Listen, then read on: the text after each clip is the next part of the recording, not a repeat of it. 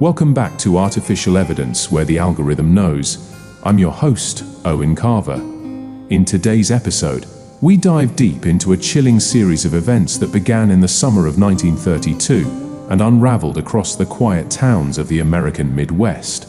As a traveling carnival made its way through these towns, what appeared to be the ordinary fleeting joy of a traveling circus turned into something far darker.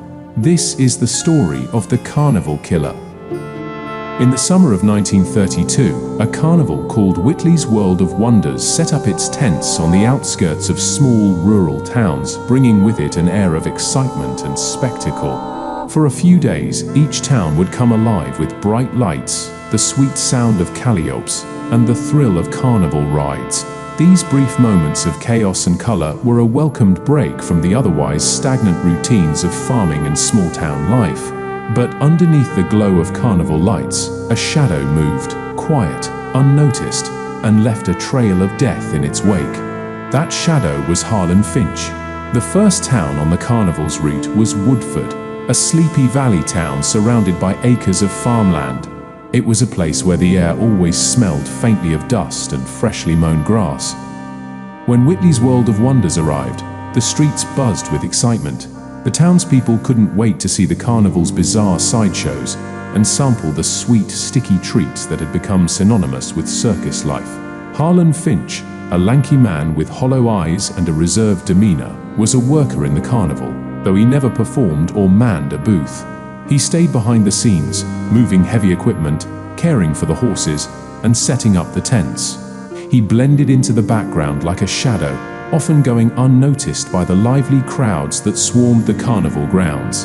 One evening, after the carnival had closed for the night, Harlan made his way to Miriam Carter's house. Miriam was a widow in her early 40s, known for her kindness and generosity. She lived alone on the outskirts of town, a quiet woman who had been dealt an unfair hand by life, losing her husband in a tragic farming accident a few years prior. Miriam had a small circle of friends, but she was deeply lonely, her grief always lingering like a dark cloud. It was around midnight when Harlan knocked on Miriam's door. His story was always the same. He was a worker from the carnival, and the tents were full. Would she mind if he slept in the barn or on the porch? Miriam, ever the gracious host, welcomed him inside instead. She offered him tea, and they chatted quietly through the evening, passing the time as the night stretched on. But by the time the clock struck 2 in the morning, Harlan Finch had already killed her. Miriam's death was swift and quiet. No screams, no sign of struggle. A single blow to the back of her head with a blunt object, possibly a hammer or brick, was enough to end her life. The blood seeped into the carpet, soaking into the fibers like a hidden secret. When morning came, the town was none the wiser. Miriam's death was chalked up to an unfortunate accident, perhaps a slip and fall, maybe even a medical condition. No one thought to investigate further, and Harlan Finch slipped away without a trace. But what was most chilling was not just that he had killed her, it was that he had stayed in her home. For days after the murder, Harlan remained in the house, sitting in Miriam's living room, moving through her home as if nothing had happened. He ate her food, slept in her bed, and used her bathroom. All the while, Miriam's lifeless body lay in the next room, hidden beneath layers of blankets. The townspeople were busy with their own lives, never suspecting the truth. By the time the carnival packed up and left town, Miriam's body was discovered, but by then, it was far too late. Harlan had already moved on. The carnival's next stop was Cedar Falls, a small riverside town where the locals greeted the carnival with the same enthusiasm. Here, Harlan Finch found his next victim, Harold Turner, a widower who had recently relocated to Cedar Falls to escape the painful memories of his late wife. Harold was a quiet man, a clerk in the local store, who kept to himself and lived a solitary life. Though he was well liked by his neighbors, no one knew him very well. Harlan's approach was always the same, harmless, polite, and unobtrusive. On the third night the carnival was in town, he struck up a conversation with Harold about a broken fence at the man's cottage. Harold, perhaps feeling a sense of camaraderie, offered Harlan a drink and invited him inside. The two shared a quiet conversation, but by the time the evening wore on, Harold would never speak again. Harlan, having spent enough time in the shadows to know how to strike with precision, waited until Harold settled into his favorite armchair by the fire. Once Harold had relaxed, Harlan pressed a chloroform-soaked rag to his face. Harold's body went limp, and by the time he lost consciousness, Harlan had already finished. The next morning, the town was still in its quiet rhythm. The sheriff eventually called Harold's death a natural one. Perhaps an old ailment had claimed him in his sleep. The townspeople went about their business, never thinking to check on Harold. Meanwhile, Harlan Finch moved on, having stayed for several days in Harold's house, using the man's things as if he were the rightful occupant. When the carnival left Cedar Falls, Harold's body was hidden under a blanket, decomposing in his own home. As the carnival made its way through the small towns, a pattern emerged, one that the townspeople would fail to notice. In Riverwood, a small town on the riverbank, Harlan chose his next victim, Sarah Billings, a beloved woman in her 60s who had lived alone for years.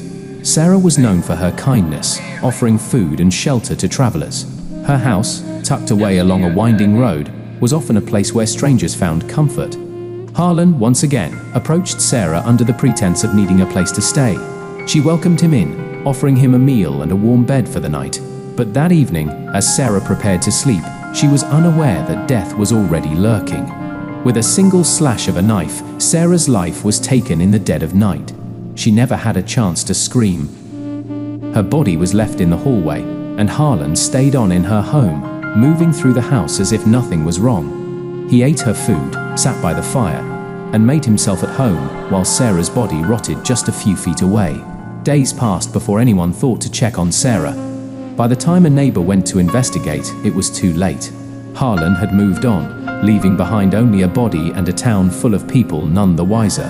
The carnival's final stop before leaving the region was Millfield, a town on the edge of obscurity.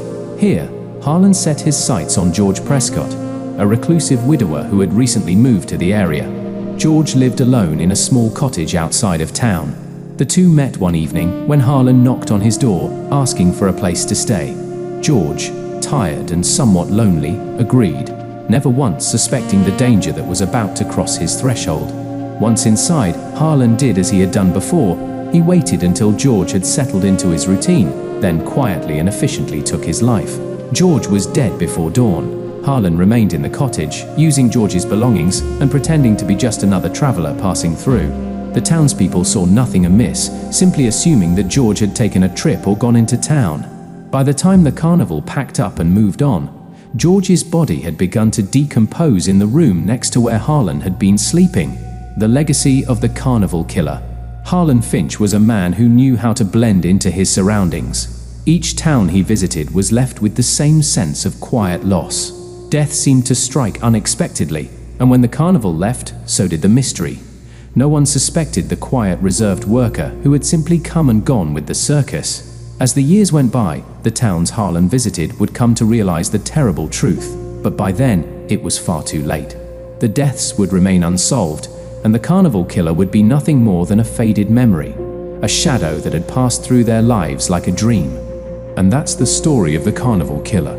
Sometimes the truth hides in plain sight, behind the laughter and the lights. Join us next time as we uncover another story where the ordinary and the extraordinary collide, and the truth is always just beyond reach. This has been Artificial Evidence. I'm Owen Carver, and remember, the algorithm knows.